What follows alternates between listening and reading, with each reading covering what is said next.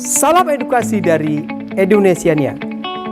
Selamat berjumpa kembali pada pembahasan mengenai asesmen nasional dan kurikulum merdeka.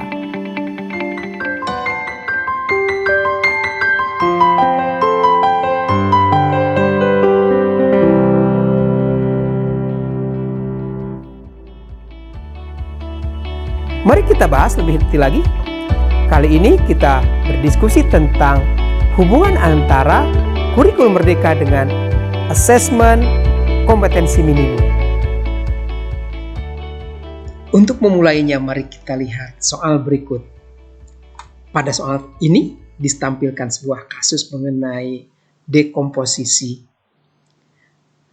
Ada beberapa data yang dituangkan dalam soal ini. Ada data mengenai diagram waktu dekomposisi. Dan siswa diminta untuk menjawab pertanyaan dengan cara membaca data-data yang ditampilkan. Berikutnya mari kita lihat soal kedua. Soal ini menyajikan kasus mengenai sebuah masalah yang harus diselesaikan oleh Bu Siti, di mana Bu Siti memiliki uang yang terbatas namun harus membuat beberapa paket hadiah. Untuk menjawabnya disajikan data mengenai dua toko, yaitu toko rezeki dan toko makmur. Menurut Anda, bagaimana cara menyelesaikan soal ini dan apa jawabannya? Soal tadi merupakan contoh dari soal AKM. Menurut Anda, apa substansi dari soal tersebut? Dan apa yang diukur melalui soal tersebut? Contoh soal pertama adalah contoh soal literasi sains. Soal tersebut mengandung konten teks informasi, kemudian proses kognitif, interpretasi, dan integrasi pada konteks saintifik. Soal kedua adalah contoh soal numerasi. Pada soal ini mengandung konten aljabar, kemudian pada proses kognitif penalaran, dan pada konteks sosial budaya. Lalu mengapa soalnya harus seperti itu? Jawabannya karena AKM berfungsi untuk mengukur SKL. Mari kita lihat secara sekilas isi SKL. Ini adalah SKL SDMI. Ini SKL SMP MTS.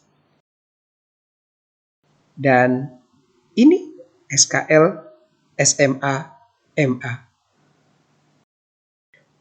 Pada SKL tersebut terlihat pada setiap jenjang pendidikan, hasil pendidikan di antaranya adalah peserta didik harus memiliki kemampuan literasi dan numerasi.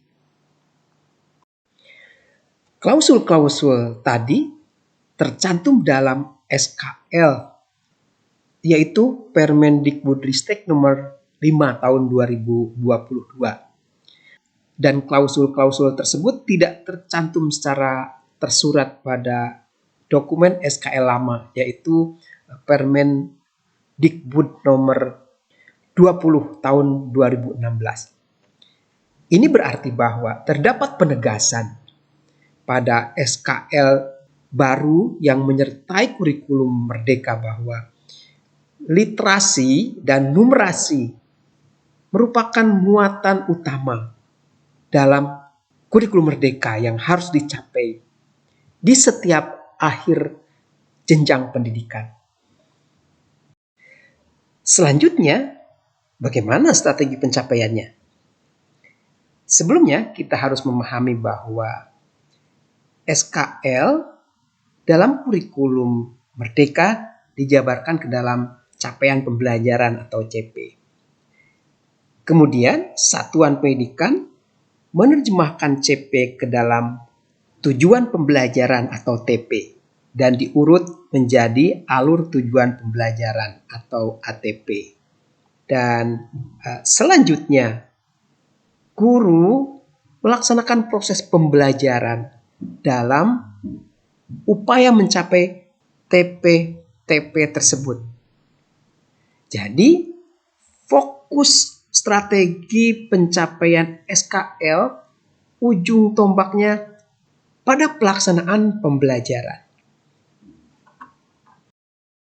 Pertanyaan berikutnya adalah, pembelajaran seperti apa yang dapat memenuhi tuntutan pencapaian kemampuan literasi dan numerasi? Jawabannya adalah tentu saja kita harus menyajikan pembelajaran yang mengajak anak-anak untuk bernalar.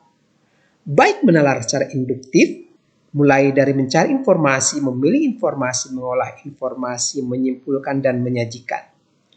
Dan juga boleh mengajak anak-anak menalar deduktif, mulai dari memahami konsep, kontekstualisasi, memecahkan masalah, dan menyajikan. Alternatif satu-satunya adalah dengan student active learning.